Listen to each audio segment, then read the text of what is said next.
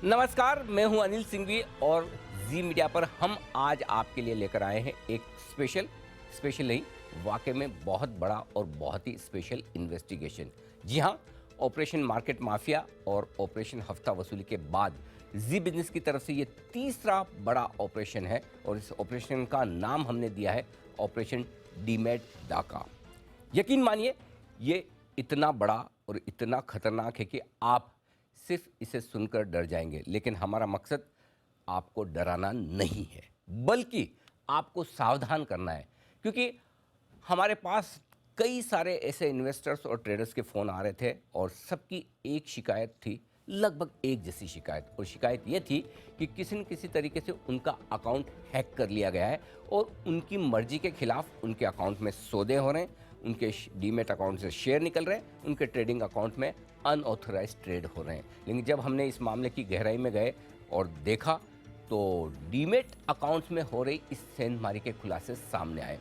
आगे हम इस तरह के मामले को परत दर परत आपके सामने रखेंगे और वो हर बात आपको बताएंगे कि किस तरह से आपका डीमेट खाता हैकर्स के निशाने पर है, हैकर्स की मॉडस ऑपरेंडी क्या है, किस तरह से वो पूरे आपके डीमेट अकाउंट को अपने कब्जे में लेते हैं और आपकी कौन सी वो लापरवाही हो सकती है जो आपके डीमेट अकाउंट में हैकर्स को एंट्री करने का रास्ता दे देती है। और साथ ही आगे हम आपको हैकर्स के शिकार हुए कुछ लोगों की आप बीती भी सुनाएंगे। यकीन मानिए, अब यहाँ से अगला 1 घंटा आपके जीवन का बेहद अहम हिस्सा होने जा रहा है।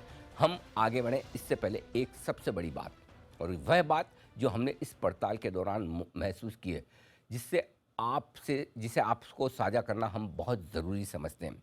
हमारी इन्वेस्टिगेशन में इस बात का खुलासा हुआ है कि आप चाहे कितने भी पढ़े लिखे हों, आप चाहे कितने भी होशियार हो और आप चाहे कितने भी समझदार हों, लेकिन शेयर मार्केट के ये लुटेरे आपसे 2 कदम आगे हैं। जी हाँ, पहली कहानी एक रिटायर्ड सरकारी अधिकारी की, जिसे बैंकिंग से लेकर सेबी और शेयर बाजार के सभी नियमों, गतिविधियों की कार्यशैली की पूरी जानकारी है। पढ़े लिखे हैं और बैंकिंग सेक्टर का गहरा अनुभव रखते हैं और 40 साल से ज़्यादा का गहरा अनुभव उनका स्टॉक मार्केट का है। लेकिन दिन दहाड़े उनके डीमेट अकाउंट में डाका डालकर उनके पोर्टफोलियो से सारे के सारे शेयर लूट लिए जाते हैं और वो करीबन करीबन 1.5 करोड़ रुपए गंवा बैठते हैं। जी हाँ, आपने सही सुना, 1.5 करोड़ रुपए। और सिर्फ ऐसा उन्हीं के साथ नहीं हो रहा। आप सोचेंगे कि रिटायर्ड अधिकारी हैं, पुराने हैं, टेक्नोलॉजी के बारे में कम जानते समझते होंगे, लेकिन बाजार के बारे में सब कुछ जानते समझते, लेकिन उनके साथ ऐसा हो सकता है। तो फिर ऐसा नहीं है। जो यंग टैलेंटेड आईटी प्रोफेशनल, जिनको आप जानते समझते हैं कि उन्हें हम सबसे ज़्यादा समझ होती है इन सब की, हैकिंग की, गैजेट्स की, मोबाइल्स की, लैपटॉप की, पासवर्ड्स की, ओटीपीज़ की, ये भी इन डकैतों से नहीं बच पाए। जिसे सब कुछ समझ हो, उसके बावजूद उनके अकाउंट में भी ऐसी हैकिंग हो जाती है। और आज हमारे साथ एक ऐसे ही व्यक्ति और हैं जिनके अकाउंट को हैक करके उनके पोर्टफोलियो में 36 लाख रुपए का चूना लगा दिया गया है और वो कुछ भी नहीं कर पाए, जबकि वो खुद स्वयं आईटी प्रोफेशनल है। और जैसे जैसे हमारी पड़ताल आगे बढ़ी, कुछ और चौंकाने वाले खुलासे होते हुए हमारे सामने नजर आए। आमतौर पर सोसाइटी में फाइनेंशियली होशियार माने जाने वाले, समझदार माने जाने वाले, वेल एजुकेटेड प्राइवेट सेक्टर के एम्प्लॉयज़ जो टैक्स डिपॉजिट से लेकर रिटर्न्स को लेकर, टैक्स सेविंग से लेकर सारी गुणा गणित को अच्छी तरह से जानते हैं, लेकिन शेयर बाजार के इस डकैतों से वो खुद को नहीं बचा पाए। डीमेट के डकैतों से उनके खाते में भी डाका डालकर बड़ी पोर्टफोलियो रकम लूट ली गई है। तो ये कुछ ऐसे आज मामले हैं जो हम आपके सामने रखेंगे। अब सबसे बड़ी बात यह है कि जब ये मामले इस तरह के सामने आते दिख रहे, तो हमने सोचा कि क्यों ना इसे गहरे में जाकर पड़ताल की जाए कि क्या हुआ है, क्यों हुआ है, कैसे हुआ है।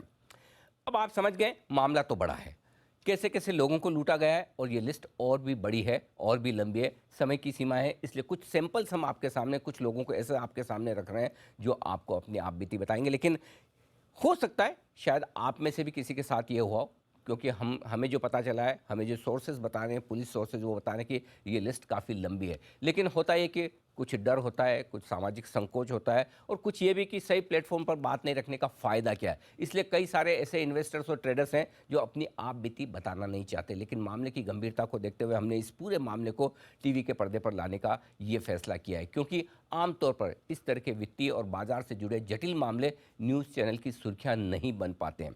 दरअसल तेजी से लोकप्रिय हो रहे स्टॉक मार्केट पर के सारे इन्वेस्टर्स डकैतों के निशाने पर हैं। आपका डीमैट अकाउंट जहां बिना किसी खून खराबे और हथियार का इस्तेमाल किए ये लुटेरे आपके जीवन भर की गाढ़ी कमाई कुछ ही मिनटों में साफ कर देते हैं। और टेक्नोलॉजी के ज़माने में सिर्फ एक बटन दबाकर आपके डीमैट अकाउंट को हैक कर लिया जाता है और पलक झपकते ही आपके पोर्टफोलियो में से सारे शेयर बेचकर उसकी जगह आपके अकाउंट में पेनी स्टॉक या छोटे शेयरों से या फिर इलिक्विड शेयरों से इन्हें भर दिया जाता है। अब मैं आपको बताऊं कि जब इस तरह के बड़े मामले हो रहे हैं, इस तरह के सीरियस मामले हो रहे हैं, तो हमारा फ़र्ज है कि आपको ये बताया जाए, समझाया जाए कि जी बिज़नेस के दर्शक किसी भी तरह से इस तरह की हैकिंग का शिकार ना हो। इसके लिए हमने सबसे पहले ये पड़ताल की कि ये करते कैसे हैं, क्या करते हैं और कैसे करते हैं, और उसके बाद जो खुलासे हमारे सामने आए, आप यकीन मानिए आपके पैरों के तले से ज़मीन खिसक जाएगी। हमारी पड़ताल में इस बात का खुलासा हुआ है कि शेयर बाज़ार के ये लुटेरे बेहद आसानी से आपके डीमैट अकाउंट का कंट्रोल हासिल कर लेते हैं और यकीन मानिए कि आपकी एक छोटी सी लापरवाही इनका रास्ता साफ कर देती है। आइए तो मैं सबसे पहले आपको सुनवाता हूं और दिखाता हूं वो तरीका जिसके जरिए ये हैकर्स आपका अकाउंट हैक करते हैं। सबसे पहले आपका हैकर आपके फ़ोन नंबर पर फ़ोन करेगा। आपका जो भी फ़ोन है, अपने ब्रोकर के पास आपने जो रजिस्टर्ड फ़ोन नंबर रखा है उस पर फ़ोन आता है। अब आप किसी एरे गेरे का फ़ोन तो लेंगे नहीं, किसी अननोन नंबर से फ़ोन आएगा तो आप उठाएंगे नहीं। इतने समझदार तो आप सब हैं, बिल्कुल हैं। तब एक ऐप है, उस ऐप का नाम है एनी कॉलर। ये वेब बेस्ड ऐप है और एनी कॉलर में होता ये कि अगर आप किसी भी और का नाम इस्तेमाल करके किसी और फ़ोन नंबर से फ़ोन करें, लगेगा ये आपकी स्क्रीन पर उसका नाम आएगा। फ़र्ज़ करें मैं अपनी वाइफ को फ़ोन कर रहा हूँ, राइट, अपने फ़ोन नंबर से, लेकिन अगर मैंने एनी कॉलर के नाम से वो वेब का वो ऐप का इस्तेमाल करके फ़ोन किया और अगर मैं ये दिखाना चाहता हूँ, मैं नहीं, मेरे बेटे के फ़ोन नंबर से फ़ोन आ रहा है, तो उसके फ़ोन नंबर पर जब फ़ोन आएगा तो उन्हें दिखेगा बेटे का नाम, न कि मेरा नाम, जबकि फ़ोन करने वाला मैं हूँ। ये ऐप बहुत सालों से चल रही है और बहुत लोग उसका मज़े मज़े के लिए इस्तेमाल करते हैं, लेकिन इन हैकर्स ने और डकैतों ने इसका इस्तेमाल आपके डीमैट अकाउंट को लूटने के लिए किया है। कैसे? अब आपका मोबाइल है, आपके मोबाइल में आपका जो ब्रोकर है उसका नंबर रजिस्टर्ड होगा, उसका नंबर आपने सेव करके रखा होगा। जो भी XYZ ब्रोकर के पास आपका अकाउंट है, आप हमेशा उसका नंबर आप सेव करके रखते हैं। अब ये हैकर किसी और नंबर से फ़ोन करते हैं, लेकिन दिखाते ऐसे कि फ़ोन उस ब्रोकर के ऑफिस से आ रहा है। जी हाँ, ध्यान से सुनिएगा, फ़ोन किसी और नंबर से करेंगे, लेकिन वो आपके मोबाइल डेटा का कंट्रोल करके ऐसे दिखाएंगे जैसे कि आपके ब्रोकर के ऑफिस से आपको फ़ोन आ रहा है। अब जाहिर सी बात है, ब्रोकर का ऑफिस आपको फ़ोन करेगा, आप उठाएंगे, बात करेंगे। अब देखिए स्मार्टनेस इनकी, करते क्या है, जैसे आप फ़ोन उठाएंगे, आप XYZ बोल रहे हैं, जी हाँ, आपका हमारे यहाँ अकाउंट है, जी हाँ, आपके डीमैट अकाउंट पे ये एड्रेस दिया है, आप ही का है, जी हाँ, ये ईमेल आईडी फ़ोन नंबर आप ही का है, जी हाँ, आप सब कंफर्म करेंगे। और उसके बाद आपको और कॉन्फिडेंट करने के लिए वो ये बताएंगे कि देखिए आपके डीमैट अकाउंट में ये सारे शेयर हैं। तो आप बोलेंगे अरे वाह, मेरे शेयर तो या तो मुझे ही पता है या मेरे ब्रोकर को ही पता है, और आप बिल्कुल निश्चिंत हो जाएंगे कि हाँ, फ़ोन ब्रोकर के ऑफिस से। ये ऐसे ही ना, जब अगर कोई आपको बैंक अकाउंट के नाम से फ़ोन करे और ये कहे कि आपका ये बैंक अकाउंट है, ये डिटेल्स है, ये सब है, और साथ में ये भी बता दे आपके पिछले 5 ट्रांजेक्शन ये बैंक बैलेंस है, तो आप मानेंगे ना कि उसी बैंक से फ़ोन आया। एग्जैक्टली यही तरीका ये अपनाते हैं। और जब आपको सारे बताते हैं कि देखिए ये आपके अकाउंट में शेयर हैं, तो आप पूरा विश्वास कर लेते हैं और बस यहीं से इन हैकर्स का खेल शुरू होता है। फिर वो कहेंगे ये आपका जो भी डिटेल्स हैं, इन डिटेल्स में से कोई आपको चेंज करनी है तो मैं तुरंत कर देता हूँ। कोई आपका एड्रेस चेंज करना हो, ईमेल आईडी चेंज करना हो, फ़ोन नंबर चेंज करना हो, और जैसे आप कहेंगे हाँ हाँ कर दीजिए। अगर कई बार होता है ना कि आपकी ईमेल एड्रेस चेंज हो गई, आप कहते हैं चलिए ठीक है, सामने से ही फ़ोन किया है, कर देता हूँ। और जैसे आप ये कहेंगे कि आइए मेरा ईमेल एड्रेस चेंज कर दीजिए या मेरा कॉरेस्पॉन्डेंट एड्रेस चेंज कर दीजिए, और जैसे ही वो चेंज करने की बात आप करते हैं, वो कहेंगे कि आपके पास एक OTP आएगी, बस ये OTP आप मुझे दे दीजिएगा ताकि मैं आपका अकाउंट अपडेट कर दूं। और वही सबसे बड़ी गलती होती है, जैसे ही आपने OTP शेयर की और बस उसके बाद आपके अकाउंट का पूरा कंट्रोल, 100% कंट्रोल उन हैकर्स के पास में, और वो OTP लेते ही फिर वो आपके अकाउंट में पूरा का पूरा आपको कंट्रोल लेकर जो उसको एक्शन लेना वो लेगा। तो पहली सबसे बड़ी चीज़ है कि वो आपको पूरा भरोसा दिलाते हैं एनी वन कॉलर की ऐप से, उसके बाद आपको सारी डिटेल्स लेकर आपको ओटीपी भेजते हैं। अब इनमें से आपके कुछ कुछ लोग ऐसे समझदार भी हैं जो जानते हैं कि ओटीपी देनी नहीं है, या फिर ऐसे लोग भी हैं जो ये कहेंगे नहीं भाई मुझे तो कोई डिटेल्स अपडेट नहीं करनी, मेरी तो जितनी डिटेल्स है वही सही है, मुझे और कोई डिटेल्स अपडेट करने की ज़रूरत नहीं है। तो बोलिए चलिए कोई बात नहीं सर, आपको अपडेट नहीं करनी है, फिर भी मैं आपको आपका केवाईसी अपडेट कर देता हूँ। सारी डिटेल्स यही है क्योंकि रेगुलर तो केवाईसी आपको अपडेट करना ही होता है। तो चलिए मैं आपको एक ओटीपी भेजता हूँ, आपके पुराने डेटा का ही केवाईसी अपडेट कर देते हैं, आपका काम अगले 1 साल के लिए हो जाएगा, 2 साल के लिए हो जाएगा। तब आप सोचेंगे चलो इस फ़ोन पे मैंने 10 मिनट तो लगाए हैं, क्यों फालतू में और टाइम वेस्ट है करें, कभी न कभी तो अपने को केवाईसी अपडेट करना ही होगा, चलो कर लेते हैं। तब वो फिर से आपको एक एटीपी भेजेंगे, ओटीपी भेजेंगे, और जैसे आपने वो ओटीपी उनको दी, आप फिर से इनके शिकार हो जाएंगे। तो इस पड़ताल में हमें जो जानकारी मिली है वो बिल्कुल साफ साफ है कि हैकर्स पूरी तरह से आपके अकाउंट की ओटीपी लेकर आपका अकाउंट का कंट्रोल करने की कोशिश करते हैं। ये दूसरा तरीका है। अब तीसरा तरीका इससे और ज़्यादा खतरनाक है। ये सुनकर तो आपके होश उड़ जाएंगे कि इस तरीके में आपसे ओटीपी ही नहीं मांगी जाती। अब आप ये सोचेंगे कि बिना ओटीपी के भी अगर हमारा अकाउंट हैक हो सकता है तो फिर करें तो क्या करें। अब पहले ये तरीका समझिए कि किस तरह से ये किया जाता है।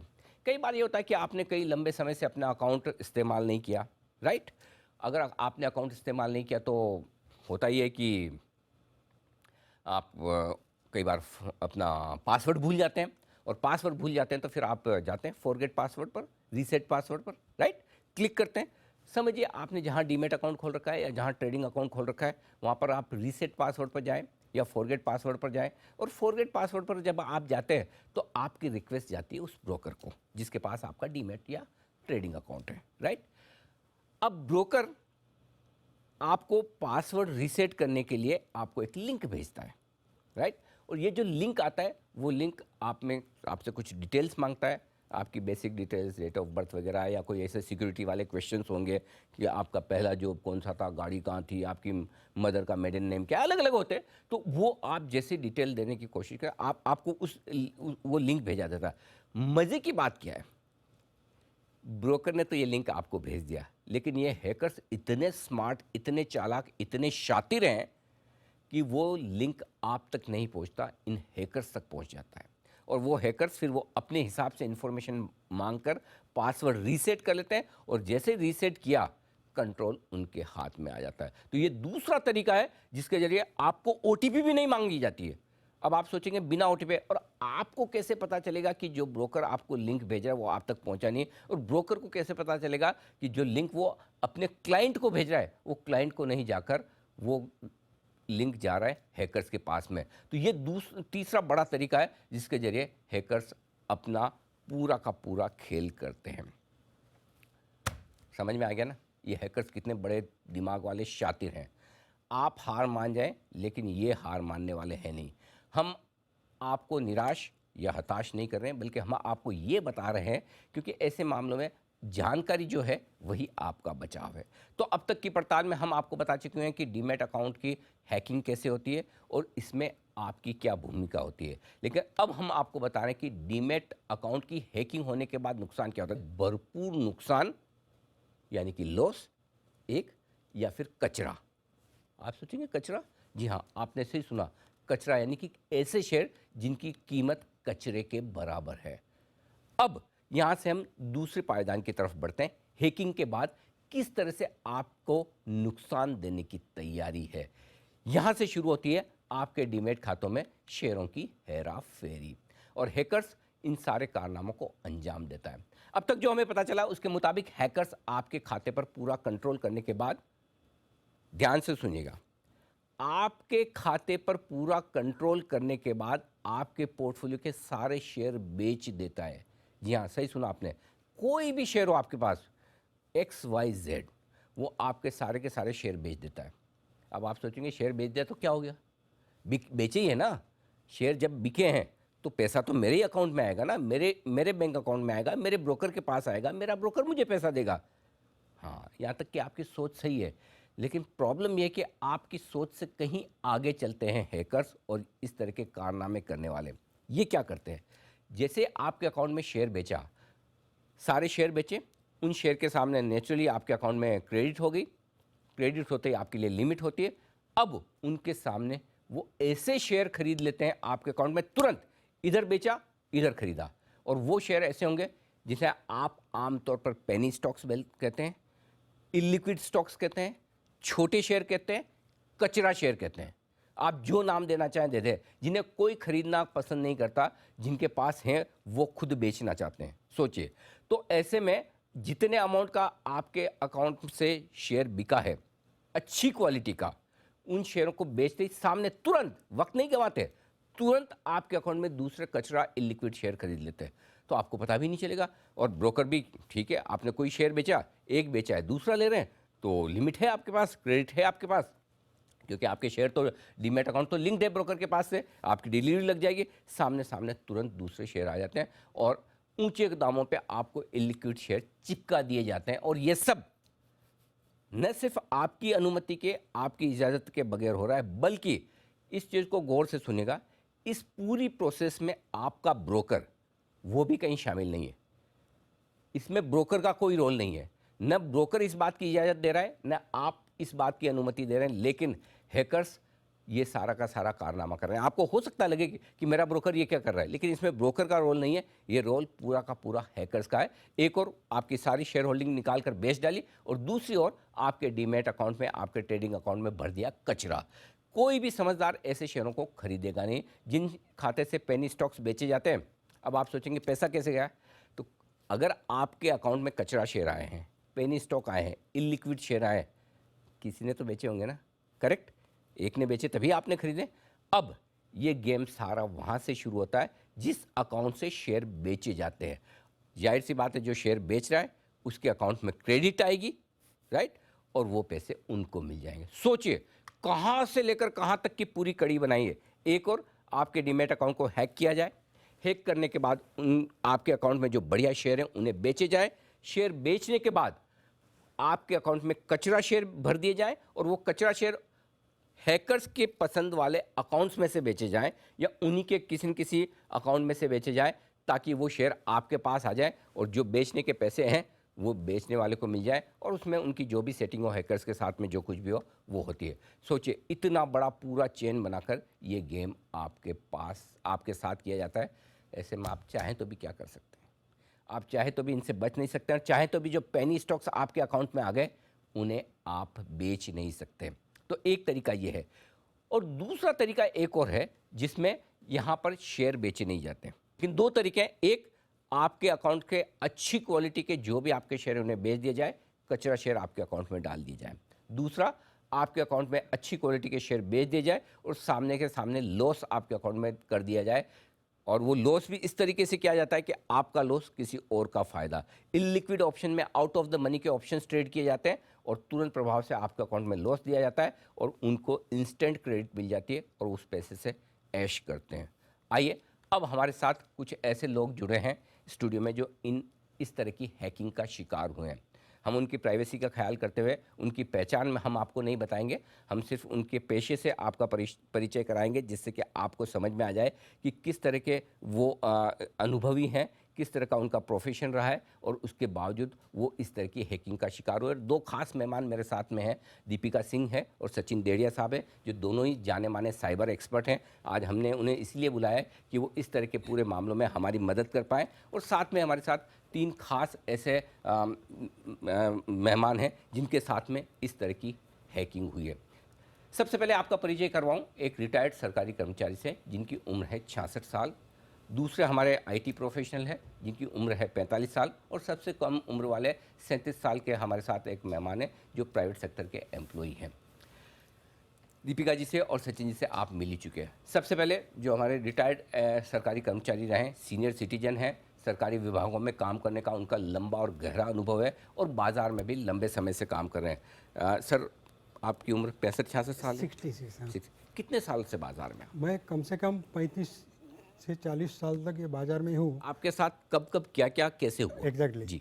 तो मैं क्या, मेरा एक ब्रोकर का है ना व्हाट्सएप अकाउंट था। व्हाट्सएप अकाउंट से नॉर्मली कॉल नहीं आते। हाँ। लेकिन उस दिन हुआ क्या, हमें 3:30-4 बजे हो गया था। हाँ। उस व्हाट्सएप अकाउंट से मुझे कॉल आया, और जैसा आपने बताया सेम सही तरीके से, वही तरीके से उन्होंने मुझे सब कंफर्म किया, आपका नाम ये है क्या, आपका बर्थ डेट ये है क्या, वगैरह वगैरह।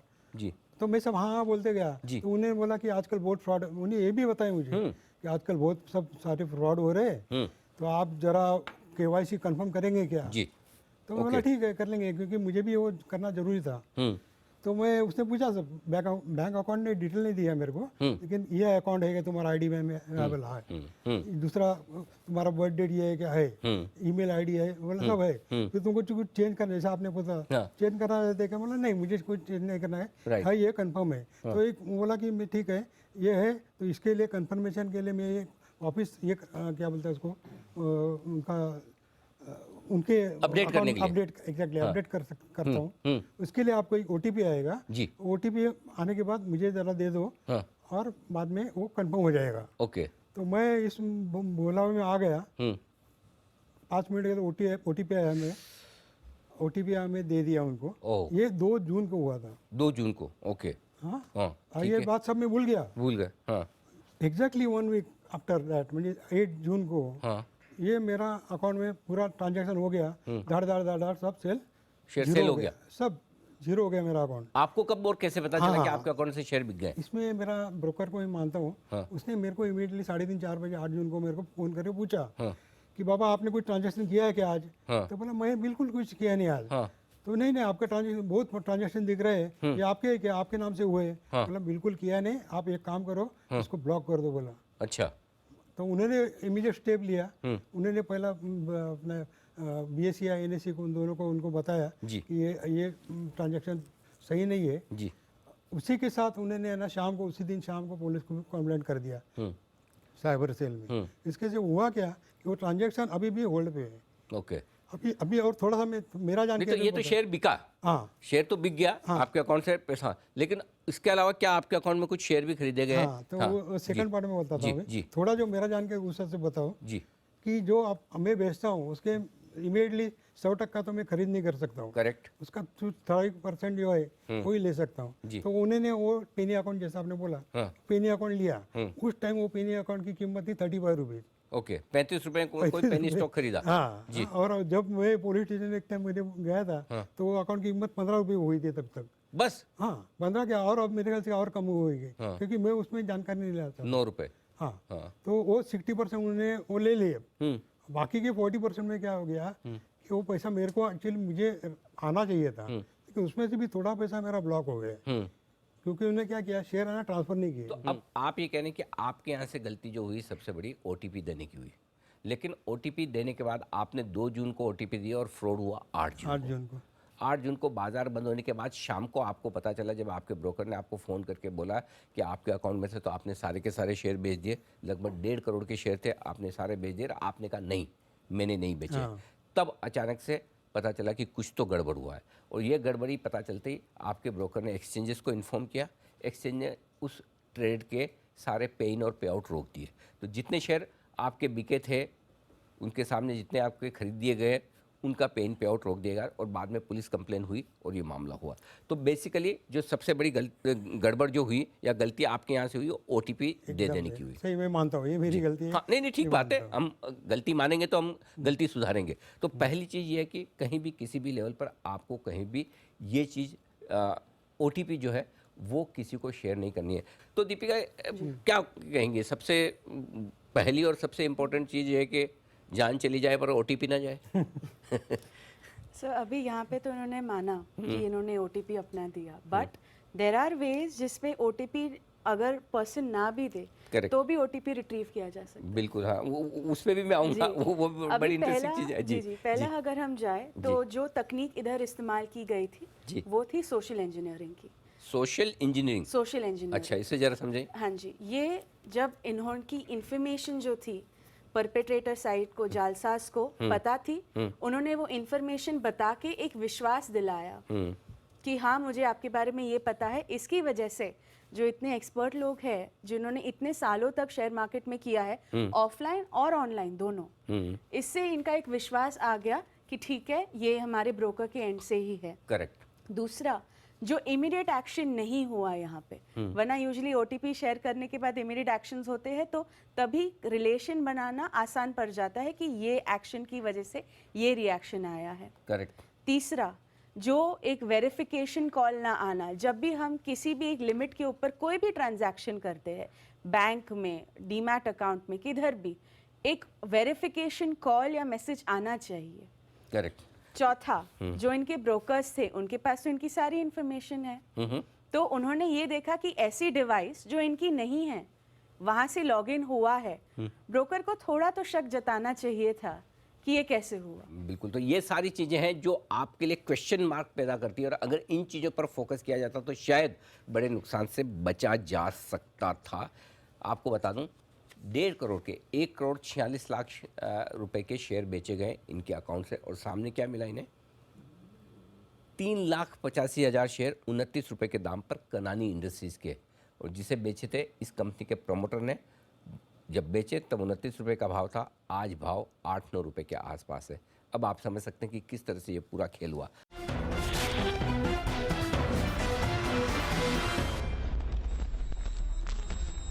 आइए बढ़ते हैं दूसरे अकाउंट की तरफ, दूसरे शिकार की तरफ, और ये है आईटी प्रोफेशनल। और आईटी प्रोफेशनल, इनको सब पता है हैकिंग क्या होती है, ओटीपी क्या होता है, पासवर्ड क्या होता है, सेफ्टी सिक्योरिटी क्या, सर ये तो सब आप जानते हैं। Yes. बिल्कुल। अब ये बताइए, आपकी उम्र कितनी है? 45 years. कितने सालों से आप इन्वेस्ट कर रहे हैं? Almost close to 20 years. 20 साल? हाँ। आपको भी निवेश, मतलब आप स्टॉक मार्केट के बारे में सब अच्छे से जानते हैं और आईटी के बारे में भी जानते हैं। करेक्ट। 1 जून डेट भी आपकी सबकी मिलती जुलती है। इनके 2 जून को हुआ, आपके 1 जून को हुआ। क्या हुआ सर, जरा बताएं। एक्चुअली मैंने सुबह तो ऑलमोस्ट 11:30 तक तो अकाउंट मेरा मैंने मॉनिटर कर रहा था। तो सुबह इनिशियली जब मैंने 6:30 को लॉगिन करने की कोशिश की, तो तभी मुझे थोड़ा डाउट आया कि मेरे अकाउंट में लॉगिन नहीं हो रहा है। तो इसके लिए फॉर द सेफ्टी एक 9 o'clock मैंने मेरा पासवर्ड चेंज कर दिया, क्योंकि मुझे लगा कुछ गड़बड़ है करके। तो 9 o'clock मैंने मेरा पासवर्ड, अच्छा, आपको अंदाजा थोड़ा क्योंकि लॉगिन नहीं हो रहा था, मैंने सेफर साइड पे चलो पासवर्ड चेंज कर दो करके, तो 9 बजे सुबह मैंने पासवर्ड चेंज कर दिया था मेरा। ओके। उसके बाद में 11:30 बजे तक तो मैं चेक कर रहा था प्रोफाइल, पोर्टफोलियो वगैरह, तो वो बराबर था, कुछ प्रॉब्लम नहीं था। उसके बाद में मैं मेरे काम के लिए बाहर चला गया। उसके बाद में मैं वापस आया तो एक अराउंड 1:30 मैंने चेक किया, मेरे मोबाइल पे एक मैसेज आया था, और वो मैसेज था कि आपका मार्जिन जो है वो बाय 1000% इट गॉट एक्सीडेड। और तो ऐसे मार्जिन के मैसेज, और वो जैसे मैसेज आया तो मुझे लगा कि अरे मैंने तो सुबह से कुछ ट्रेडिंग की नहीं है, और मैंने तो फ्यूचर एंड ऑप्शंस में कुछ ट्रेडिंग की नहीं है, तो फिर ये कैसे मैसेज आ गया? करेक्ट। तो उसके बाद में फिर भी मुझे लगा कि नहीं, ये कुछ गलत मैसेज ट्रिगर हुआ है, बट फिर भी मैंने सोचा चलो आधे घंटे के बाद अराउंड 1:50 मैंने सोचा कि पोर्टफोलियो चेक करो करके। तो मैंने पोर्टफोलियो चेक किया, तो आई वाज शॉक्ड, क्योंकि जो भी मेरे होल्डिंग्स थे वो पूरे के पूरे साफ किए गए थे। My God. और उसके सामने मैंने जब पोजीशंस पे क्लिक किया तो आई वाज शॉक्ड कि उसमें ऐसे पोजीशंस आए थे जिसमें 10.8 लाख का लॉस दिख रहा था ऑलरेडी। अच्छा, लगभग 11 लाख रुपए का नुकसान। 11 लाख रुपए का लॉस दिख रहा था सामने। तो फिर आपने क्या किया? तुरंत फिर मैंने ब्रोकर को फोन लगाया। मैं ब्रोकर को फोन करके बोला कि ऐसा ऐसी बात है। तो सामने से एक्चुअली ठीक है, वो अपनी तरफ से बताने की कोशिश कर रहे थे कि आपके अकाउंट में तो आप ही लॉगिन कर सकते हो, दूसरा कोई लॉगिन ही नहीं कर सकता। तो ये समझाते समझाते उन्होंने 7-8 मिनट लिए। उसके बाद में फिर एक से दूसरा, दूसरे से तीसरा, ऐसे करते करते 40 मिनट में कॉल पे था, 2 से लेके 2:40 तक। और ये 40 मिनट के बीच में कंक्लूजन ऐसे हो गया कि आपको पुलिस स्टेशन में जाना है और आपको कंप्लेंट लॉन्च करनी है करके। तो कंप्लेंट लॉन्चिंग का फाइनल कंक्लूजन वहां से सामने से आ गया। और इनिशियली उन्होंने मुझे बोला कि आप फर्स्ट थिंग आप वापस आपका पासवर्ड चेंज करो करके। तो जैसे मैंने 2 बजे उनको कॉल किया, 2:05 को मैंने वापस एक बार पासवर्ड चेंज किया, और तभी मैं मेरे लैपटॉप पे लॉग्ड इन था। तो 2:05 के मैं उनसे साथ बात कर रहा हूँ ब्रोकर के साथ, और 2:20 को मैंने देखा मेरा सेशन वापस बंद हो गया। तो किसी ने आपको लॉग आउट कर दिया? लॉग आउट कर दिया। तो वापस 2:20 के बाद में वापस मैंने एक बार पासवर्ड रिसेट किया। तो to be very frank, password reset एक मजाक बन चुका था वो दिन। मतलब आप पासवर्ड रिसेट करें, उधर हैकर आपका पासवर्ड वापस चेंज कर रहा है, आप वापस चेंज करें, आप वो उधर से कर रहे हैं। अब आप समझिए इनके अकाउंट में हुआ क्या। जो शेयर थे इनके 35-40 लाख रुपए के, सारे के सारे शेयर बेचे, 36 लाख रुपए के शेयर आपके बेचे। अब सोचिए 36 लाख शेयर के बेचने के बाद, जैसे सर के अकाउंट में तो कोई पेनी स्टॉक खरीद लिया गया, इनके अकाउंट में दूसरे तरीके के काम हुए। Out of the money options में ट्रेड हुआ। कैसे? इनके अकाउंट में आइडिया का out of the money option खरीद लिया गया। फॉर एग्जांपल 6 रुपये का पुट उन्होंने 5 पैसे में खरीद लिया और 5 पैसे में बेच दिया और ख़रीदा 1.5 रुपये में, फॉर एग्जाम्पल। यानी कि 1.5 रुपये में आप कोई पुट ऑप्शन खरीद के तुरंत ही 15 मिनट बाद 5 पैसे में बेच रहे हैं, आउट ऑफ द मनी का। आउट ऑफ द मनी के ऑप्शंस में हार्डली लिक्विडिटी होती, कोई ट्रेड करता नहीं, और आप इन्हें ट्रेड पूरा घुमा दिया तुरंत प्रभाव से। आपके मतलब सोचिए 1.5 रुपये में आप पुट खरीदे 5 पैसे में बेचें, आपके अकाउंट में कितना लॉस आ जाएगा। सेम इन्होंने कोल इंडिया में यही किया। 1.5 रुपये में कॉल बेची और 5 रुपये में उसी कॉल को वापस खरीद लिया, तो आपके नुकसान ही नुकसान आ गया। GMR का कॉल 1.5 रुपये में बेचा है, 15 पैसे में इनके अकाउंट में खरीदा है पहले। तो आप सोच सकते हैं कि किस तरह से 15 पैसे में बेचा है और 1.5 रुपये में खरीदा है, यानी कि कुल मिलाकर out of the money options trade करके इनके अकाउंट में लॉस दे देगा, आपके अकाउंट में पूरा का पूरा नुकसान आ गया। यही कहानी है आपकी। बराबर बराबर। और ये तुरंत मतलब मिनटों में बात करते करते हो गया। हाँ, तो ये 2 बजे तक तो मेरे ख्याल से कुछ 11 लाख तक लॉस दिखा रहा था क्लोज टू। बट जब मैं बात कर रहा था ब्रोकर से 2:40 वहाँ पे भी एक ट्रेड हो चुका है। वो टाइम पे भी उसने एक ट्रेड कर चुका है। और जब मुझे बोला गया कि नहीं अभी आपको तो पुलिस स्टेशन जाना है कंप्लेंट करने के लिए, तो पुलिस स्टेशन वहाँ से ऐसे बोला गया कि आपको पुलिस स्टेशन जाना है और पुलिस स्टेशन से आपको ईमेल भेजना है ब्रोकर को और फिर ब्रोकर एक्ट करेगा। आप मैं जस्ट इमेजिन कर रहा था, मेरे सामने बिट चौकी था जहाँ पे मैंने जितना देखा है, मैंने तो उधर ना कंप्यूटर देखा है ना लैपटॉप देखा है। तो मैं सोचने लगा कि ये बिट चौकी में जाके कैसे ईमेल बताएगा। तो ब्रोकर से जो इन्फॉर्मेशन आई वो भी क्लियर नहीं थी। नियरेस्ट पुलिस चौकी, know that was not a correct information. और दूसरा ये कि ब्रोकर चाहता आपके इतने बोलने के बाद तुरंत अकाउंट ब्लॉक कर देता। नहीं हुआ। वो 2 से 2:40 भी एक ट्रांजैक्शन हुआ और उसके बाद में 2:40 से 3:05 तक भी दूसरा ट्रांजैक्शन हुआ। My God. ओह, तो मतलब अगर ब्रोकर थोड़ी सावधानी रखकर अगर ये इस केस में तो मतलब आप क्लियर कट ये है कि इन्हें पूरा अंदाजा है, इन्होंने कोई इन्फॉर्मेशन शेयर नहीं की। सचिन, कुछ भी नहीं किया इन्होंने, तो फिर कैसे हैक हो गया? सामने सामने देख रहे हैं अकाउंट, इनका पासवर्ड बार बार रीसेट हो रहा है, मतलब ये कैसे? जी बिल्कुल, मुझे तो ऐसा लगता है कि हैकर्स जो है वो पूरी प्लानिंग के साथ आए ये डीमैट अकाउंट फ्रॉड करने के लिए। क्योंकि उन्हें पता है कि सामने वाले जो विक्टिम है उनके अकाउंट में कितनी फंड है या कितने पोजीशंस है। जैसे हम रिटायर्ड सर का देख लेंगे तो 1.5 करोड़ था, तो उन्होंने पता किया कि 1.5 करोड़ की बैलेंस है, तो हमें इतना मार्जिन या इतना यूटिलाइज करने मिलेगा।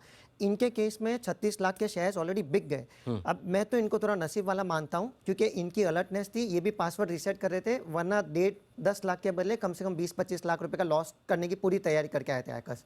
ये तो ये पासवर्ड बीच में रीसेट कर रहे थे क्योंकि आपने नोटिस किया 2:05 में इन्होंने पासवर्ड रीसेट किया, उसके बावजूद भी इनके फिर से पासवर्ड रीसेट हो रहे थे। मतलब हैकर्स की इतनी तैयारी थी कि पासवर्ड रीसेट करने के 2 तरीके होंगे, या OTP जो SMS पे आएगा फ़ोन के ऊपर या ईमेल के ऊपर, तो दोनों में से एक तो कॉम्प्रोमाइज़ करके रखा था। तो ये पासवर्ड रीसेट कर रहे थे फ़ोन के ऊपर और हैकर रीसेट कर रहा होगा ईमेल के ऊपर।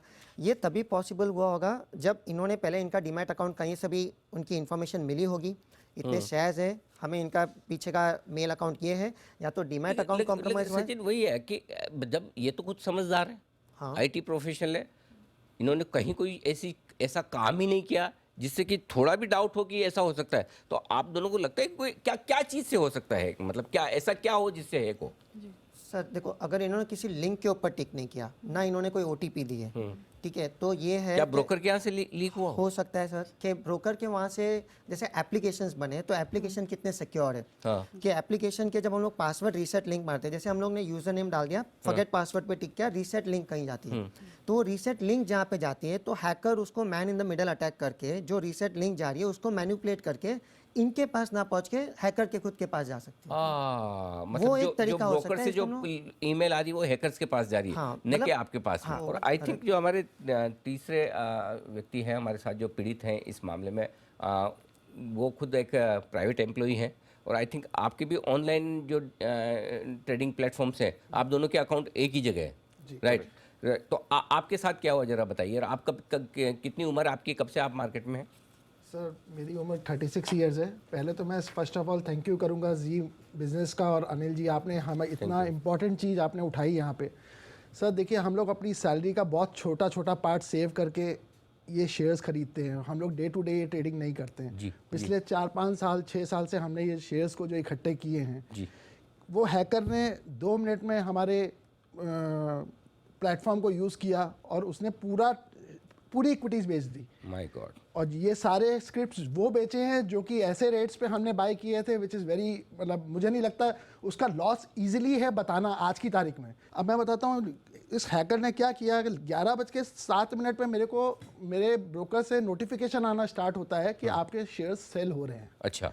मेरा नोटिफिकेशन जो कि मैंने किए नहीं, मैंने तुरंत लॉगिन करने की कोशिश करी, मैं लॉगिन वापस नहीं कर पाया, तो मैंने पासवर्ड रीसेट किया बिकॉज आई थॉट कि मे बी मेरा पासवर्ड एक्सपायर, कुछ भी हुआ कि मैं लॉगिन नहीं कर पा रहा हूँ। मैंने 11:14 पे लॉगिन किया, लॉगिन रीसेट करके देखा तो मेरे शेयर सब बिक चुके हैं। तो मैंने इमीडिएटली 2 मिनट में उनको कॉल किया अपनी ब्रोकर को कि भाई ये उसमें मेरे को उनको कॉल करके 27 मिनट लगे। हाँ? मैंने 27 मिनट मेरे को लगे समझाने में उनको, ब्रोकर को कि ये मैं नहीं कर रहा हूँ। इवन कॉल के दौरान मैं उनको बोल रहा हूँ ये ट्रेड मेरे हो रहे हैं, इसको आप इसमें ये मैं नहीं कर रहा हूँ। तो यहाँ पे तो मैं फर्स्ट ऑफ ऑल मैं बताऊंगा कि ब्रोकर को यहाँ पे स्टॉप करना चाहिए था। एब्सोल्युटली। तो आपके दोनों के केस में ये क्लियर कट केस है कि ब्रोकर को तुरंत ब्लॉक करना चाहिए। मेरे केस में 40 मिनट। 40 मिनट? 2 से 2:40। और कौन है आपके ब्रोकर? सर मैं ब्रोकर का नाम, हाँ ओके, वो आपकी मर्जी पर है, लेकिन लीडिंग आपके online broker, one of the biggest broker in India now, one of the biggest broker. आप सोच लीजिए जिस ब्रोकर को आप लीडिंग ऑनलाइन सबसे बड़ा ब्रोकर मानते हैं, उसके ये तो ऐसा हो गया कि आप फायर ब्रिगेड पे फ़ोन करें कि आग लगी है और फायर ब्रिगेड ये पूछे कि कहाँ लगी है, किसने लगाई है, कितनी बड़ी लगी है, कब से चल रही है, मतलब उस प्रोसेस में ही आपका पूरा टाइम पास कर ले और बजाय फायर ब्रिगेड भेजने के। राइट। हमें ऐसा भी दिखाया गया है कि आग आपने ही लगाई है। अच्छा आगे। अच्छा। आप हमने ये केस को एनएससी में भी प्रेजेंट किया कि हम लोगों के साथ ये हमने कंप्लेन लॉन्च करी, उस पर भी उनके रिप्रेजेंटेटिव का बोलना था हम 2 lakh account per day open करते हैं। हाँ। ये आपके साथ ही क्यों होगा? हमने कहा ये आपको देखना है कि हमारे यहाँ से वो क्या चाहते हैं सबके साथ हो? वो आपके साथ ही हुआ है। गजब है। और ये क्या जवाब है? मैं उनसे वो बोल रहे कि आपने ऑप्शन, उन्होंने 1-2 टेक्निकल ऑप्शन है जो कि मैं उन कॉल के दौरान उन्होंने बोला कि आपको ये यूज करने चाहिए थे। तो मैंने बोला जब मैं आपके कस्टमर केयर के साथ हूँ, वो उसको सजेशन देना था मेरे को कि आप ये ऑप्शन यूज कीजिए। Correct. Because we are not very expert in that. Absolutely. आप ब्रोकर थोड़ी है, आप तो कस्टमर है। अगर आप में इतनी समझ होती तो आप ही इंडिया का नंबर 1 ट्रेडिंग प्लेटफॉर्म खोलकर बैठ जाते। वही तो उस दौरान उसने मेरे अकाउंट से सारे शेयर्स बेचे, मेरे जो जितने भी प्रीमियम शेयर्स थे, और उसने जो ऑप्शन बाय किया वो ऐसे रेट पे बाय किया which is ITC 192.5 July expiry, which is not at all possible for trade. 300 रुपए पे चल रहा है, 192 का आप out of the money option जाकर ट्रेड कर रहे हैं, यानी कि आपको लॉस देना है। सामने वाले खरीदने वाला आप हैं, बेचने वाला कोई और है, नेचुरली आपके अकाउंट में उसने पूरा 106 लॉट उसने मेरे अकाउंट से बाय किए। 106 लॉट ITC के? ITC के। My God. तो और उसने 3200 शेयरों की लॉट साइज है उसकी। My God. ओके। तो ये पूरा का पूरा लॉस आपके अकाउंट में उन्होंने, पूरा अकाउंट मेरे अकाउंट में लॉस दिया। दीपिका जी कुछ कहना चाहती है? जी, मैं यही पॉइंट आउट करना चाहती थी जब हम आपसे पूछ कर रहे थे कितनी टाइम रीसेट हुए थे पासवर्ड्स। सो मेरे केस में मैंने देखा तो total 6 to 7 times in that whole day जी पासवर्ड रीसेट हुआ है। एंड आपके केस में? मेरे केस में भी 3 से 4 बार उन्होंने चेंज किया है, जिसमें से मेरे को ऑटो में मेल भी नहीं आया। इवन उन्होंने फिर उनका ज़रोड़ा का बोलना है कोई बात नहीं, अब तो निकल गया आपके मुंह से। ठीक है, कोई फर्क नहीं पड़ता और कोई डरने की बात भी नहीं है तो है, उसमें क्या है। ये आपकी कहानी है, कहानी और सच है ना। आपने थोड़ी गलत किया, गलत आपके साथ हुआ, आपको कोई डरने की जरूरत नहीं है। निश्चिंत रहिए, आप जी बिजनेस के जी मीडिया के प्लेटफॉर्म पे बैठे हैं, बिल्कुल निश्चिंत रहिए और आपको न्याय मिले, आपका केस सोल्व हो, उसकी जिम्मेदारी हमारी भी है और हम उसके लिए पूरी कोशिश करेंगे। Thank you. बिल्कुल आप निश्चिंत होकर अपनी बात रखिए। इसमें यही है कि हम लोगों का ये भी बोलना है साथ में कि भाई जब ये पासवर्ड रीसेट हुआ, अगर किसी ने ईमेल के थ्रू भी किया तो क्या उसका नोटिफिकेशन मोबाइल पे आना नहीं बनता है? बनता है। अगर आज हम छोटा ट्रांजैक्शन करते हैं तो उसका एक ट्रांजैक्शन इन द सेंस हम पासवर्ड रीसेट भी करते हैं, उसका मोबाइल में आता है। करेक्ट। इसका कोई पासवर्ड नहीं आया हम लोगों के मोबाइल पे। अब आइए, हमारे साथ हैं मेरे सहयोगी आशीष चतुर्वेदी, और आशीष आपको ये बताने जा रहे हैं, इस पूरे मामले को वो बहुत बारीकी से गहराई से ट्रैक कर रहे हैं। आशीष बताइए, इस मामले में क्या कुछ एक्शन हुआ है, क्या स्टेटस है और आगे क्या होने की तैयारी है? सर एक एक जो केस है सबको हमने पर्सनली ट्रैक किया और सब पर जो है हम नज़र रख रहे हैं। जांच एजेंसियों के साथ एक्सचेंजेस पर भी इस पर सीधे तौर पर बात हो रही है। सभी केसेस का अपडेट आपके सामने रख देता हूं। सबसे पहले अगर आप देखें तो जो सरकारी कर्मचारी हैं, केस को ऐसे रेफर कर रहा हूं, वहां पर अगर आप देखें तो ब्रोकर की तरफ से जो प्रोएक्टिव स्टेप्स लिए थे वो काफ़ी हद तक काम आए। और जो पुलिस है, इन्होंने जो एनएससी को लेटर लिखा, इसके बाद जो पे आउट है वो ब्लॉक हो गया। अच्छा, इस केस में मैं आपको बता दूं कि जो स्टॉक, कचरा स्टॉक जिसका जिक्र किया जा रहा है, जो इनके अकाउंट में खरीदा गया है, वो दरअसल बेचा है प्रमोटर ने। कनानी इंडस्ट्रीज़ के जो प्रमोटर हैं उन्होंने ये स्टॉक बेचा है। इसका सेटलमेंट अभी तक रुका हुआ है। और इनफैक्ट कनानी इंडस्ट्रीज़ के जो प्रमोटर हैं, जिनका नाम मैं ले रहा हूँ, हर्षिल प्रेम जी कनानी, इनके तरफ से जो है पे आउट रुका हुआ है और वो एक्सचेंज को गुहार लगा रहे हैं कि उन्हें बिजनेस पर्पसेस के लिए पैसे की ज़रूरत है, आप तुरंत इनका जो पे आउट है वो रिलीज़ कर दीजिए। फिलहाल एक बढ़िया अपडेट ये भी है कि इनके मामले में 2 से 3 लोगों की जो गिरफ्तारी है वो मुझे पुलिस सूत्रों के द्वारा पता चली है कि गिरफ्तारी भी हो चुकी है। तो केस पूरी तरीके से ऑन ट्रैक है और हो सकता है कि जल्दी इसका निष्कर्ष भी आपको नज़र आता हो नज़र आए। सर जो दूसरा केस है वो भी आपके सामने रखता हूं कि जो प्राइवेट सेक्टर में काम कर रहे हैं, यहाँ पर मैंने देखा है कि पुलिस की तरफ से जो जांच एजेंसियां है, यहाँ पर एक केस को अभी काफ़ी शुरुआती दौर में है, समझ रहे हैं। अभी तक हैकिंग पूरी तरीके से, क्योंकि जो साइबर टीम है इनका प्राथमिक काम ये होता है कि इन्हें हैकिंग का जो अटेम्प्ट है ये सिद्ध करना पड़ता है, इसके बिना कहानी अधूरी हो जाती है। लेकिन अच्छी बात यह है कि इनकी तरफ से भी जो पे आउट है वो रोक दिए गए हैं।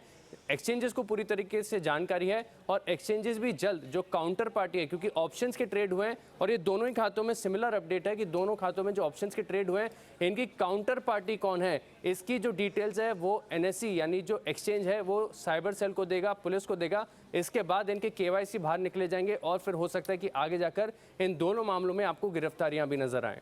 और आशीष, जो कुछ पुलिस सोर्सेज से पता चला है, क्या इस तरह के 30-40 से ज़्यादा मामले आ चुके हैं उनके पास? 30-40 का जो जिक्र कर रहे हैं सिर्फ और सिर्फ मुंबई में सर। और एक और खास बात मैं बताऊंगा, क्योंकि इस जो पूरा कांड है इसको मैं बहुत क्लोजली ट्रैक कर रहा हूं। अभी जो हमारे पास केसेस हैं इनमें क्या हुआ कि आपने होल्डिंग्स बेच दी और इसके बदले आपने आउट ऑफ द ऑप्शन जो मनी ऑप्शन है उन्हें ट्रेड किया है या फिर कचरा स्टॉक खरीद लिए गए हैं। 1-2 केसेस ऐसे भी मेरे रडार पर आए हैं सर, जहां पर सीधे के सीधे एक स्टॉक बेच दिए और अकाउंट का जो नेट बैंकिंग अकाउंट है वो बदल कर, फोन नंबर बदलकर पूरा का पूरा पैसा साफ कर लिया गया। अच्छा, बैंक अकाउंट से भी? बैंक अकाउंट भी हो रहा है। माय गॉड, गजब। अच्छा, अब इसमें एक चीज़ और बताएं, जो यहाँ 2 अकाउंट हैं जिनमें 2 लोग ऐसे हैं जिनके अकाउंट में एक शेयर आया है। आपकी होल्डिंग बेचने के बाद जो शेयर उनके अकाउंट में आया वो है कनानी इंडस्ट्रीज़, राइट सर? आपके अकाउंट में भी कनानी इंडस्ट्रीज़ आया, आप में से भी किसी का आया है। अच्छा, आपके ऑप्शंस क्या है? कुछ केसेस हमारे पास ऐसा है जिनके अकाउंट में कनानी इंडस्ट्रीज़ आया। अब जरा इस कंपनी की कहानी भी सुन लीजिए।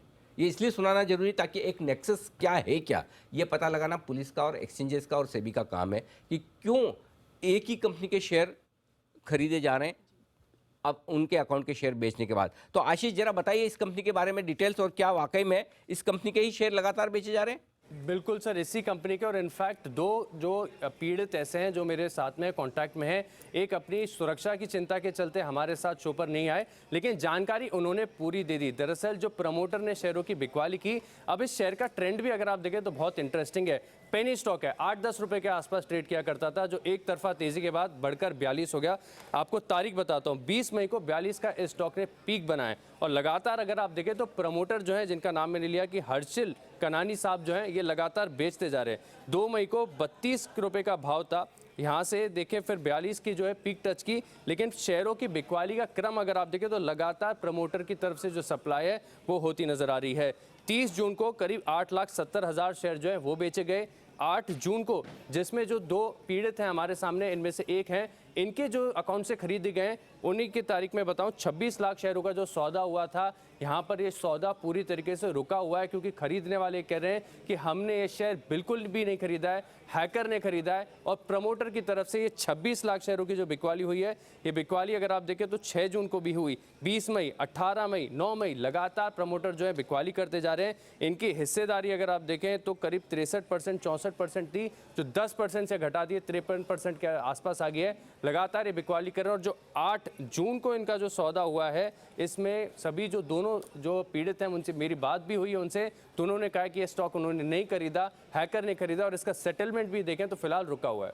सोचिए, एक तिमाही में प्रोमोटर्स की स्टेक 10% कम हो जाती है, और ये 30 जून, 8 जून, 6 जून, 20 जून, 18 जून और 9 जून, इन अलग अलग डेट में जो भी ट्रेड हुए हैं, इन ट्रेड्स की भी जांच होनी चाहिए। सारे आप सोचिए कौन सा ऐसा प्रमोटर है जो अपनी कंपनी का शेयर रोज बेचने को तैयार है, और ऐसे लोग और खरीदने वाले वो लोग हैं जो जानते भी नहीं। सर कभी पहले नाम सुना था कनानी इंडस्ट्रीज का? बिल्कुल नहीं।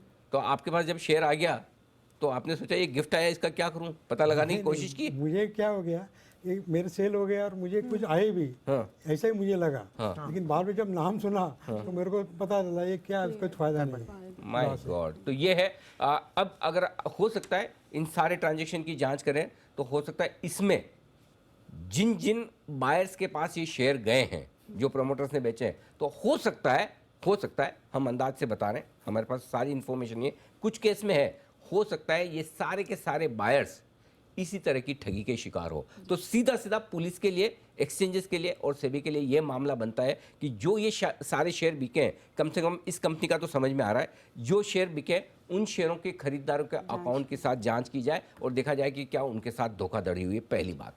दूसरी बात, जिन लोगों के अकाउंट में आउट ऑफ द मनी के ऐसे ऑप्शंस ट्रेड करके सेम डे लॉस दिया जा रहा है, यानी कि आप आइडिया का ट्रेड कर लें, 1.5 रुपये में बेचे 5 पैसे में खरीदें, साफ नजर आता है कि एक अकाउंट में लॉस और दूसरे अकाउंट में प्रॉफिट करने की तैयारी है। इस तरह के ट्रेड्स की जांच तुरंत प्रभाव से एनएसई को और सेबी को करने की जरूरत है, ताकि जिन अकाउंट में आउट ऑफ द मनी के प्रॉफिट या लॉस अनएक्सपेक्टेड अचानक से हो रहे हैं, आप तो सर रोज out of the money option वगैरह ट्रेड भी नहीं करते, आप तो इन्वेस्टर हैं, अचानक से आपके अकाउंट में एक दिन सारे ट्रेड हो जाते हैं और लॉस आ जाता है, ये एबनॉर्मल है, राइट। और आजकल तो इतने सॉफ्टवेयर हैं, इतना सब कुछ है टेक्नोलॉजी कि पता लगाया जा सकता है, तो ये करने की ज़रूरत है। अब इस पूरे मामले में हम जो चाहते हैं, हम क्या चाहते हैं कि जो कुछ इन 3 लोगों के साथ हुआ है या जो कुछ 40-50 लोगों के साथ हुआ वो किसी और के साथ ना हो, और इसीलिए हम कुछ मांगे इस वक्त रखने जा रहे हैं क्या होना चाहिए। 2 चीज़ है, एक तो ये कि फ्रॉड होने के पहले फ्रॉड ना हो इसके लिए क्या करने की ज़रूरत है, ये सबसे बड़ी मांग है। तो सबसे पहली चीज़ तो ये कि अगर कोई भी क्लाइंट नए लोकेशन से या नए डिवाइस से लॉगिन करे, जैसा कि गूगल में होता है, राइट, तो आपको तुरंत अलर्ट आता है।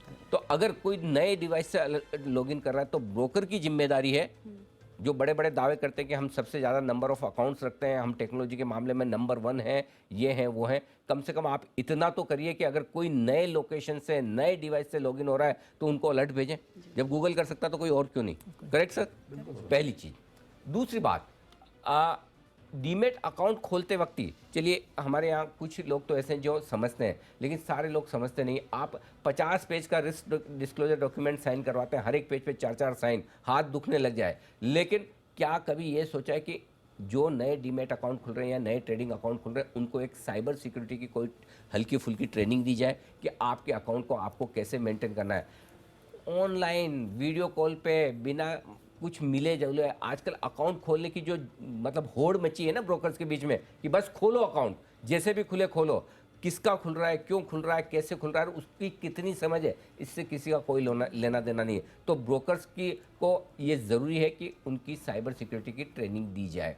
इसके अलावा नेक्स्ट जो है, ब्रोकर्स और एक्सचेंज की ये उनका ये दायित्व है कि निवेशकों की जागरूकता के लिए अभियान चलाए, लेकिन न सिर्फ अभियान चलाएं बल्कि ये अभियान असरदार होना चाहिए। अब आजकल होता है क्या है, सारे म्यूचुअल फंड्स, ब्रोकर्स, एक्सचेंजेस, उनको अभियान चलाना है कहीं और ऐसी जगह जिसका कोई असर नहीं, जाकर वो क्रिकेट के बीच में ऐड दिखाएंगे जिससे किसी का भला नहीं होने वाला है। जहां जिन इन्वेस्टर्स को बताने की ज़रूरत है, प्लीज़ आप उनके बीच में जाइए, उन्हें समझाइए कि वो कैसे जागरूक हों। क्रिकेट के बीच में ऐड चलाने से किसी का भला नहीं होगा, ना आपका होगा न इन्वेस्टर्स का होगा। जहां एक्शन होना चाहिए, जिस जगह जाकर आपको ग्राउंड लेवल पर समझाना चाहिए वो समझाएं, तभी जाकर इसकी बात होगी। और इसके अलावा ये सारा जो कुछ है ये नाम के लिए नहीं, काम के लिए होना चाहिए। असरदार तरीके से सही प्लेटफॉर्म पर आप ये करें, ये ज़्यादा ज़रूरी है ताकि फ्रॉड ना हो। अब आइए, फ्रॉड होने के पहले की तो ये बात हुई, फ्रॉड होने के बाद क्या, ये ज़्यादा इंपॉर्टेंट है कि अब जब हो गया तो आप तुरंत क्या करें। सबसे पहली चीज़ तो ये कि ब्रोकर्स और एक्सचेंजेस दोनों को इस तरह के फ्रॉड से निपटने के लिए हॉटलाइन बनानी चाहिए। ये नंबर वो होने चाहिए जो सीधे कोई भी क्लाइंट डायरेक्टली एक्सचेंज को भी कर पाए और ब्रोकर को भी कर पाए। ये नॉर्मल कॉल सेंटर से अलग होना चाहिए। ध्यान से सुनिएगा, नॉर्मल कॉल सेंटर में एक से दूसरी जगह आप घूमते फिरें। आप क्रेडिट कार्ड के केस में, डेबिट कार्ड के केस में देखिए, जैसे आप कहते हैं ब्लॉक क्रेडिट कार्ड, आपकी तुरंत कनेक्टिविटी होती है, राइट? उसका एक अलग नंबर है या कनेक्टिविटी फास्ट है, नहीं कि आपको 10 मिनट तक म्यूजिक सुनवा रहे हैं। इसी तरह की आपकी एक हॉटलाइन ब्रोकर और एक्सचेंज के साथ होनी चाहिए। न सिर्फ ब्रोकर बल्कि एक्सचेंज के साथ भी डायरेक्ट क्लाइंट एक्सचेंज को फ़ोन करके बोल सके कि मेरा अकाउंट ब्लॉक करने की ज़रूरत है, मेरे अकाउंट में फ्रॉड होने के चांसेस दिख रहे हैं। एक्सचेंज भी कर सकता है, ब्लॉक ही तो करना है, अनब्लॉक थोड़ी करना है। तो ये एक्सचेंज भी करे, ब्रोकर भी करे, एक हॉटलाइन बनाए। शिकायत मिलते ही पहला काम तुरंत प्रभाव से ब्लॉक। अब ब्लॉक से अनब्लॉक करने में वक्त लगता है, उसमें कई बार प्रोसेस हुआ। एक सिस्टम ऐसा होना चाहिए टेम्परेरी ब्लॉक। जब तक आप किसी की कंप्लेंट सुन रहे हैं, समझ रहे हैं, तब तक टेम्परेरी ब्लॉक। जैसे हमारे दोनों केसेस के साथ में हुआ, बात कर रहे हैं, इधर ट्रेड हुए जा रहे हैं, लॉस पे लॉस आ रहा है, और इन दोनों का ब्रोकर जो एक ही है, सबसे बड़ा टेक्नोलॉजी प्लेटफॉर्म देने वाला, वो आधा घंटे तक उनके एम्प्लॉइज़ बात कर रहे हैं और कोई सोल्यूशन नहीं है। इनको समझाने की कोशिश करेंगे, आपने ही सौदे किए, आपके अकाउंट में आपके अलावा कोई नहीं कर सकता। अरे भाई ये कर सकते हैं, ये इतने समझदार होते तो ये भी ब्रोकर बन जाते, इन्वेस्टर और ट्रेडर नहीं होते। सो सबसे पहली चीज़ ये, आपको इस तरह की कंप्लेन आते ही टेम्परेरी ब्लॉक करना ज़रूरी है। उसके बाद अब हो तो गया, इन्होंने कंप्लेन भी कर दी, पैसे कौन देगा और कब देगा? न्याय समय से न मिले वो भी अन्याय है। निवेशकों के फंसे हुए पैसे तुरंत मिले। इन्वेस्टर प्रोटेक्शन फंड और ब्रोकर्स की फीस इसीलिए ली जाती कि इस तरह के केस में, जहां ये जेन्युइन केस है, इनकी कोई गलती नहीं, इन्होंने कोई ऐसा काम नहीं किया जिसकी वजह से इन्हें लॉस हो, इन्हें तुरंत प्रभाव से पैसे दिए जाने चाहिए, और ज़रूरत पड़ने पर ये पैसे इन्वेस्टर प्रोटेक्शन फंड में से दिए जाए। भारी भरकम पैसा पड़ा है इन्वेस्टर प्रोटेक्शन फंड में इसी दिन के लिए, इसी तरह के मामलों के लिए। आप इन्हें दें और उसके बाद कानूनी लड़ाई लड़ें, और कानूनी लड़ाई लड़ने की जिम्मेदारी इनकी नहीं होनी चाहिए। ये नौकरी करेंगे या कानूनी लड़ाई लड़ेंगे, ये कानूनी लड़ाई लड़ने के लिए एक तरीका होना चाहिए, चाहे वो ब्रोकर्स लड़े, चाहे एक्सचेंज लड़े। पुलिस के पास जाने का जो सिस्टम है, एक बार इनकी कंप्लेन होने के बाद हर रोज़ अगर ये पुलिस स्टेशन के चक्कर काटेंगे तो ना अपना बिजनेस कर पाएंगे, ना अपना काम कर पाएंगे। एक्सचेंजेस, ब्रोकर्स और डिपॉजिटरी इस मामले में सक्षम है, समझदार हैं, ज़्यादा ताकतवर हैं, पैसे वाले हैं। उनके पास एक सिस्टम होना चाहिए, एक लीगल सेल होना चाहिए जो इस तरह के मामलों को कानूनी तौर पर और पुलिस के सामने लेकर जाए और इनके बिहाफ पर लड़ें। और अगर आप ऐसा करें तो कोई एहसान नहीं कर रहे हैं, ये आपके कस्टमर्स हैं, ये क्लाइंट हैं। अगर ये डीमैट अकाउंट खुलवा रहे हैं, ये ट्रेडिंग अकाउंट खुलवा रहे हैं और आपके पास ट्रेड कर रहे हैं, तो आपका ब्रोकिंग हाउस चल रहा है, तो आपका डिपॉजिटरी चल रहा है, तो आपका एक्सचेंज चल रहा है। और अगर इनके लिए आप लड़ते हैं तो कोई आप इन पर एहसान नहीं करेंगे, इनका हक है। ये हमारी मांग है पूरे सिस्टम से और इस सिस्टम में जुड़े हुए सारे लोगों से। आप दोनों का तो धन्यवाद है ही, आप हमें गाइड कर रहे हैं। आप तीनों का मैं ख़ास तौर से दिल से धन्यवाद देना चाहता हूं कि आपने ऑलरेडी, आप इतनी मुश्किल में हैं, आपको नुकसान हुआ है, आपके अकाउंट हैक हुए हैं, आपके पैसे गए हैं, फिर भी हमारी रिक्वेस्ट पर आप आए और सबसे बात की। और देखिए, हम हमारी तरफ से स्टोरी कर सकते थे, लेकिन अगर आप आकर बात नहीं करते तो उस स्टोरी में वो वजन नहीं होता, क्योंकि आपने वो भुगता है। और आज भी, और मेरी रिक्वेस्ट यही थी इन सब लोगों से कि आपके साथ जो हुआ वो हुआ, अब दूसरों के साथ ना हो, दूसरे कैसे सावधान रहें, इसलिए आप बाकी लोगों के लिए आइए। आप सब चाहते थे कि आपकी आइडेंटिटी मैं ना बताऊं, इसलिए हमने आपकी आइडेंटिटी नहीं बताई है, हमने सिर्फ आपका परिचय दिया कि क्या करते हैं क्या नहीं, ताकि आपको एक आइडिया लगे। लेकिन आपने अपनी तरफ से एक अच्छा नागरिक होने की जिम्मेदारी निभाई है। ये इसके लिए मैं आपको बहुत बहुत बधाई देता हूँ, धन्यवाद देता हूँ कि आपने इतनी तकलीफ़ दी। और सर के तो फैमिली में काफ़ी इश्यूज़ थे, काफ़ी दिक्कतें थी, उसके बावजूद वो आए कि नहीं, मैं चाहता हूँ कि जो मेरे साथ हुआ वो किसी और के साथ ना हो। और हम भी यही चाहते हैं, इस मामले को उठाने के पीछे जी बिजनेस की यही इच्छा है, यही उद्देश्य है, यही मकसद है कि जो कुछ हो रहा है उससे पहले हमें सावधान रहना है, और हमारे साथ ना हो, हमारे आसपास ना हो, हमारे मिलने जुलने वाले या किसी भी और के साथ ना हो, इसके लिए हमें सारी सावधानियां रखनी है। तो ये बहुत ज़रूरी है कि इन्वेस्टर से लेकर ब्रोकर्स, ब्रोकर से लेकर एक्सचेंज तक के लेवल पर ये सारी और डिपॉजिटरी के लेवल पर ये सारी अब हमें जो दिक्कतें हैं इनको दूर करने की ज़रूरत है, सिस्टम चुस्त दुरुस्त करने की ज़रूरत है और लोगों को जागरूक करने की ज़रूरत है, ताकि इस तरह के फ्रॉड्स और ना हो।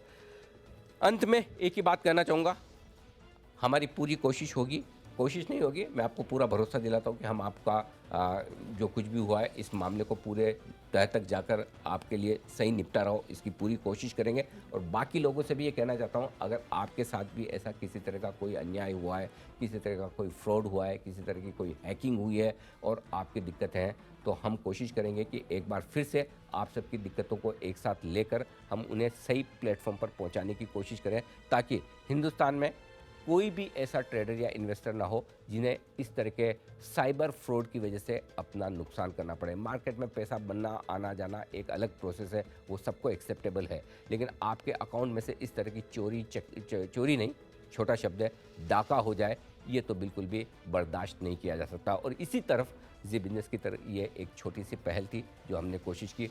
मैं उम्मीद करता हूँ इस हमारी कोशिश से काफ़ी लोगों में जागरूकता आएगी और लोग कम से कम इस तरह के फ्रॉड का शिकार होंगे। यही हम शुभकामना कर सकते हैं। बहुत बहुत धन्यवाद। नमस्कार।